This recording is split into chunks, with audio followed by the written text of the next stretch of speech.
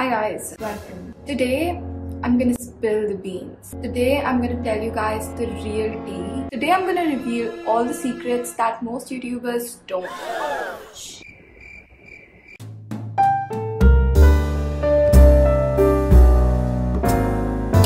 I started this channel on 4th of October. On 11th of October, I hit 100 subscribers. On 21st Feb, I hit 1,000 subscribers. It was a slow growth, but then all of a sudden, on 7th May, I hit 10,000 subscribers.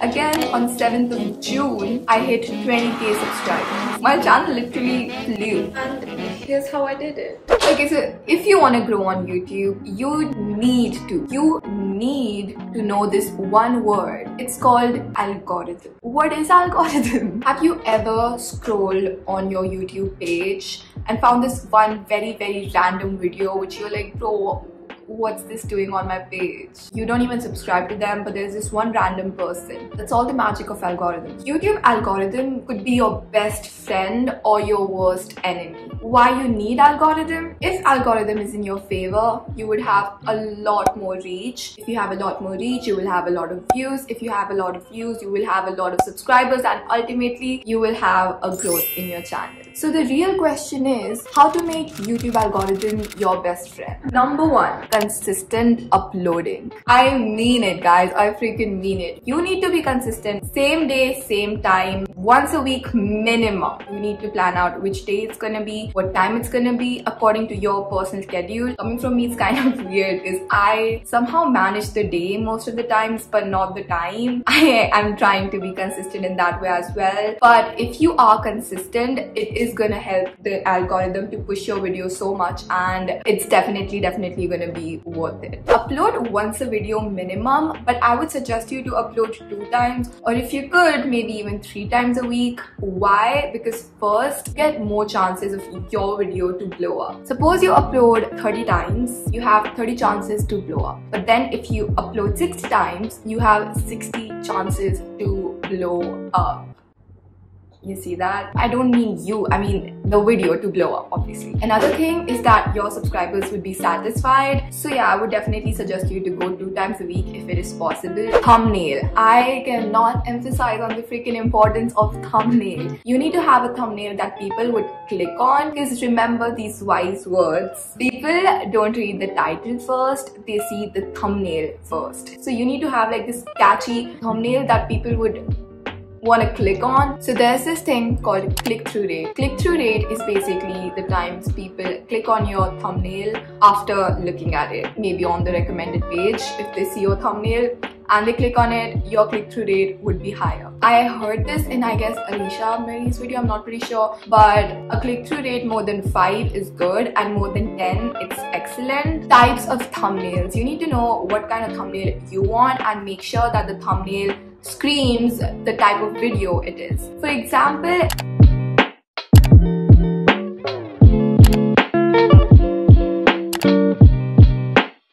I genuinely would never compromise on my thumbnail. I have a freaking group on WhatsApp where like me and my best friends, I always send them my thumbnails and ask them which one looks better.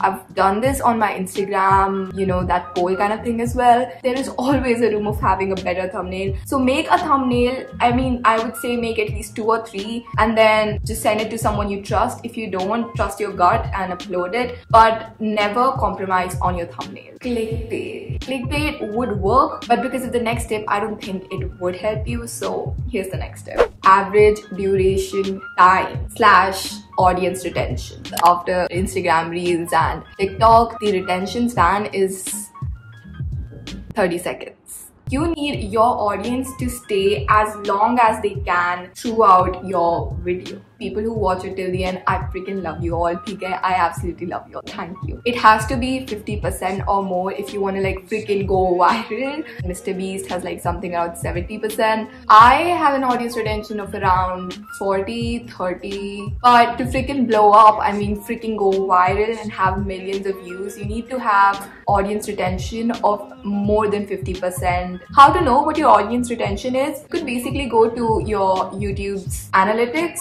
or studio and there's this section of average duration time. When you're editing, if you yourself start feeling bored of it, I would say add a sound effect, add some, kind of graphic, a GIF or something, add a meme, do some effect out of it. You could also overlay, you could do Ken Burns or crop. Those are some effects that I would suggest you. Just do anything and make that part interesting. My personal thing about my videos is when I edit them, I look at them as a viewer's point of view. Engagement. If you're a small YouTuber and if you can, like every comment, reply to as many comments as you can, because first your subscribers would just feel special and you could just literally make someone's day better, so why not? And the other one is your comments go double, and then that's a better engagement, right? Yes, YouTube just likes to see a lively comment section. Also ask them to like your video because that really helps. Please like this video.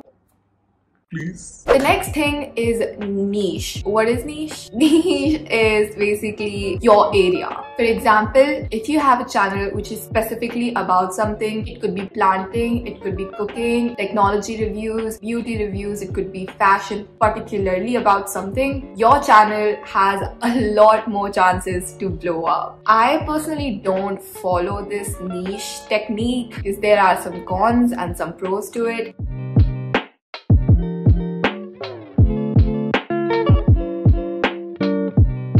Me personally, the cons outthrow the pros. For me personally, it's just something that I don't want to do. Okay, so first of all, if you do have a niche, how to know what's gonna blow up? You need to do something that people would search for. For example, if you have, let's say, a cooking YouTube page, right? Go on the incognito tab. Okay, I know this sounds like, but no. Go on the incognito tab and then go to YouTube and then type how to, and whatever comes on first, that is something people are searching for the most, so maybe you could do that. Another question which I personally get a lot is what should be my first video? And YouTubers would tell you to do what you are passionate about and don't be afraid to, try different styles. I completely agree to it. But if you're on this platform just to grow, just to earn, I would suggest you to do something which is searchable. Don't post a Q&A, obviously, because if no one knows you, no one would be interested in a Q&A until and unless you're like this big celebrity on some other platform. For example, if you're already a famous person on Instagram, it would make much sense if you posted a Q&A straight up.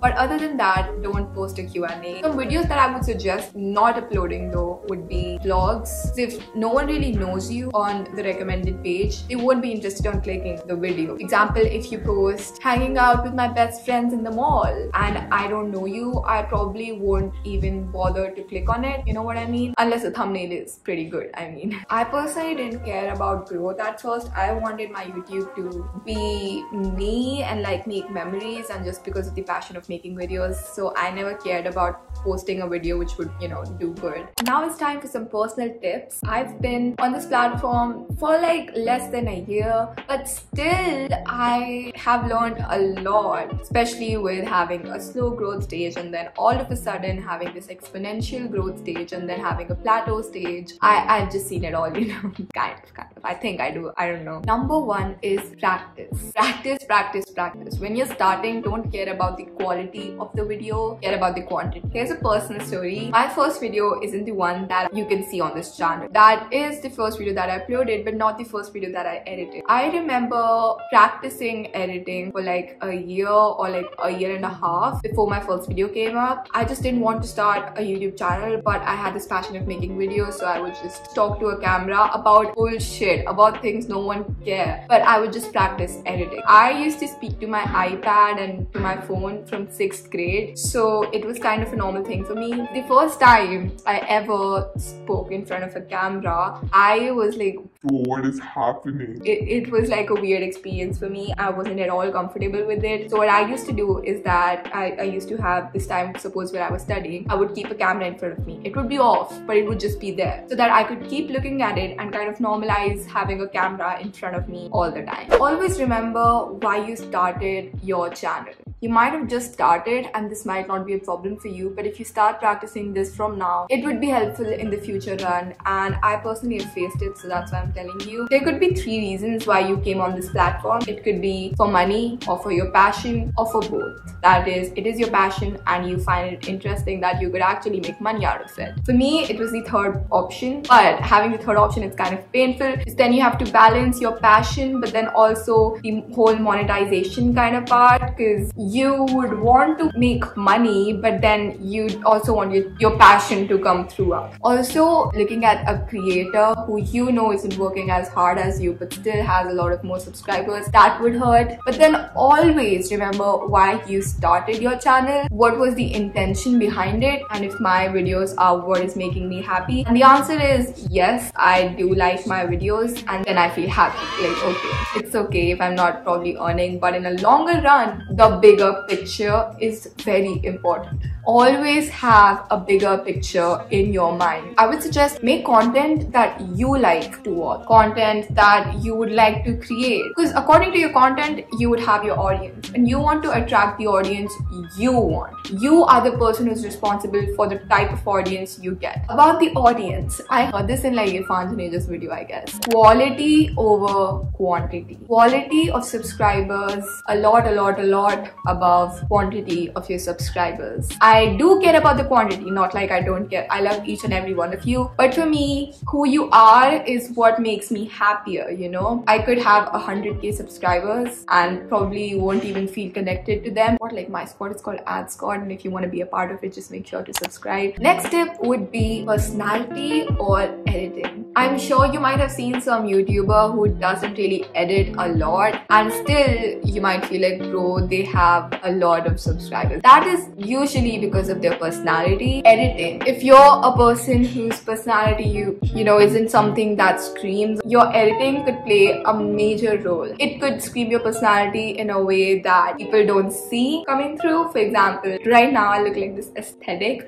girl. Now I'll just add a freaking fisheye. See, I'm not afraid of being weird on this channel. You know, I think it's funny, and I don't know, that would say a lot about yourself through editing. My last tip would be have your personal team. All these big YouTubers or big influencers, they have a team. They have their manager, probably their assistant, someone who helps with their video ideas, someone who helps them with the business side of YouTube. I don't have anyone hired, but I do have my personal team, and those are my friends. I am insanely grateful for them. I do everything on my channel, but you still need someone. No matter if you can handle it all, you would need someone to talk about your mental health and how toxic things are going and all, and for that I'm very grateful for my friends. Nevertheless, my family is also very supportive. That was it, guys. Those were all the tips. I freaking said a lot of things here. If there are any other questions that you have or any other thing, let me know. Comment them down below. If you watched till here, please comment an angel emoji. See ya, guys.